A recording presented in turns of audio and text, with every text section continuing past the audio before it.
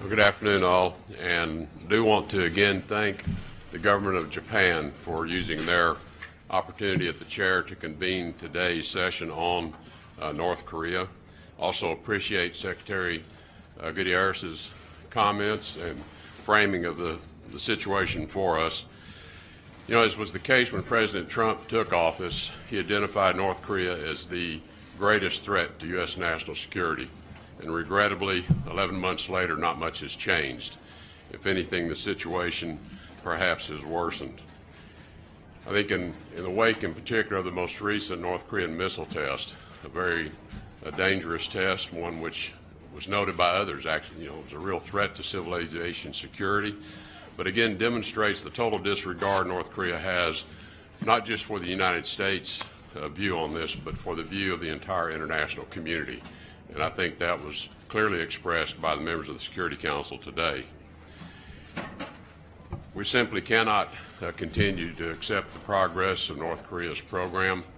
We will maintain the pressure campaign, and in fact, we undertake efforts to increase the effectiveness of the pressure campaign, both through a combination of the sanctions regime, full implementation and compliance with the sanction regime, as well as unilateral actions on the part of many, many countries to send the message to North Korea through diplomatic steps as well as economic steps that we do not accept the pathway you're on. We hope that this pressure campaign will cause North Korea to alter its course, re-examine whether this truly is going to lead to a more secure, more security for the regime, and whether it is possible for them to even sustain an economy if they continue the path they're on. We're going to continue our diplomatic efforts. Those options remain open until other things may foreclose the diplomatic option. And with that, I'll stop there, and I think we can take a couple of questions, perhaps. Thank you, Secretary Tillerson. Michelle Nichols from Reuters. We have heard a lot from you this morning about North Korea. I'd like to ask you about Myanmar. As you're aware, earlier this week, 2 Reuters journalists were arrested and their whereabouts are unknown. What is the US government doing to pressure Myanmar for their release? And is the US considering further sanctions on Myanmar over human rights abuses? Well, our local representatives at the mission in Myanmar, at the embassy, are expressing our concerns over the detention of individuals, demanding their immediate release or information as to the circumstances around their disappearance. We are continuing to examine the circumstances around all of the events since the August attacks that have led to the enormous migration of people out of Myanmar, and have already identified one individual, and we are examining other possible individuals to hold responsible for targeted sanctions from the U.S. How important is a free press in Myanmar? How important is a free press in Myanmar? Well, a free press is vital to Myanmar's transition and becoming a viable democracy, and we want Myanmar's democracy to succeed.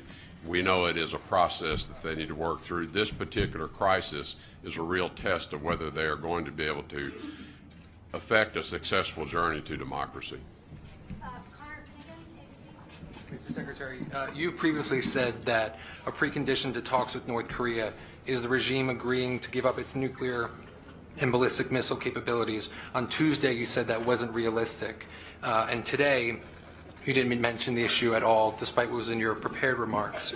Does it remain a precondition for the United States? And are you and President Trump on the same page on whether and when to engage in talks? The President's policy on North Korea is quite clear, and there's no daylight at all between the President's policy and the pursuit of that policy. And the President, I think, has been very clear that we are going to lead this pressure campaign. We're going to unite the international community, and we're going to keep the pressure as much as we can and increase it where possible. Most recently, the President called President Xi personally and asked him for China to cut the oil supplies off to North Korea to increase this pressure. That is intended to lead to diplomatic talks. In the meantime, the President's been very clear. Militarily, we are going to be prepared should something go wrong, and our military is prepared. With respect to the talks, we are not going to accept preconditions. You heard others have called for freeze for freeze. We do not accept a freeze for freeze as a precondition to talks. We do not accept any relaxing of the sanctions regime as a precondition of talks. We do not accept the resumption of humanitarian assistance as a precondition of talks. So we are not going to accept preconditions for these talks.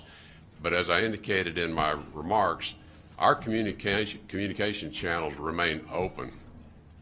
North Korea knows they're open. They know where the door is. They know where to walk through that door when they want to talk. Thank you.